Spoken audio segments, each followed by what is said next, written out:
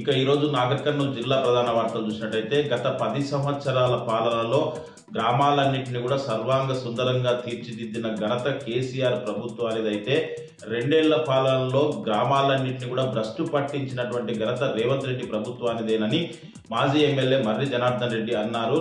నాగర్ కర్నూలు జిల్లా తెల్కపల్లి మండలం పెద్దపల్లి గ్రామంతో పాటు పలు గ్రామాల్లో సర్పంచులు వార్డు మెంబర్ల అభ్యర్థుల తరపున మాజీ ఎమ్మెల్యే మర్రి జనార్దన్ రెడ్డి విస్తృత ప్రచారం నిర్వహించినటువంటి పరిస్థితి కనిపించింది. ఈ సందర్భంగా గ్రామాలకు వెళ్లినటువంటి మాజీ ఎమ్మెల్యే మర్రి జనార్దన్ రెడ్డికి గ్రామాల ప్రజలందరూ కూడా బ్రహ్మరథం పట్టినటువంటి పరిస్థితి కనిపించింది. ఎట్టి పరిస్థితుల్లో బీఆర్ఎస్ పార్టీ అభ్యర్థులను గెలిపిస్తేనే గ్రామాల్లో అభివృద్ధి సాధ్యమవుతుందని చెప్పేసి, కాంగ్రెస్ అరాచక రాజకీయాలన్నీ కూడా తగ్గుతాయని చెప్పేసి, లేని పక్షంలో కాంగ్రెస్ మళ్ళీంత రెచ్చిపోయే అవకాశం ఉంటుందని చెప్పేసి, అందుకోసమే బీఆర్ఎస్ పార్టీ బలపరిచినటువంటి అభ్యర్థులను సర్పంచులుగా గెలిపించాలని చెప్పేసి కూడా మాజీ ఎమ్మెల్యే మర్రి జనార్దన్ రెడ్డి పిలుపునిచ్చినటువంటి పరిస్థితి కనిపించింది.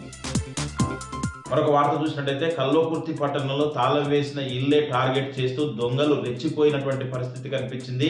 ఊర్కొండపేట అభయాంజనేయ స్వామి ఆలయంలో పూజారిగా సేవలు అందిస్తున్నటువంటి శ్రీనివాస శర్మ ఇల్లు కల్వకుర్తి పట్టణంలోని కేశవ్ నగర్ లో ఉంటుంది. ఆ ఇల్లు వారం రోజులుగా కుటుంబం అంతా కూడా ఒక శుభకార్యానికి తాళం వేసి వెళ్లడంతో ఆ ఇల్లును టార్గెట్ చేసినటువంటి దొంగలు ఇంట్లో ఉన్నటువంటి 40 తులాల బంగారు, 6 లక్షల నగదు ఎత్తుకెళ్లారని చెప్పేసి కూడా బాధితుడు తెలిపినటువంటి పరిస్థితి కనిపించింది. బాధితుడు పోలీసులకు ఫిర్యాదు చేయడంతో సంఘటనా స్థలానికి చేరుకున్నటువంటి పోలీసులు కేసు నమోదు చేసి దర్యాప్తు చేస్తున్నట్లు పోలీసులు తెలిపినటువంటి పరిస్థితి కనిపించింది.